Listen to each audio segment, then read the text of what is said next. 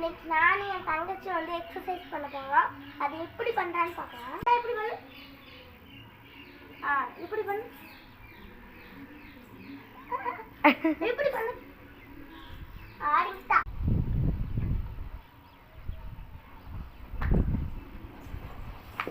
அவ பண்ண முடியாது அந்த மாதிரினா. அவ பண்ண முடியல.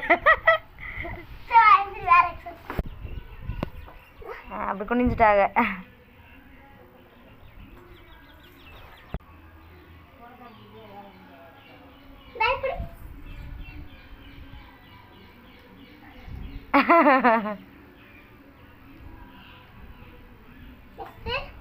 என்ன பண்ணுவோம்?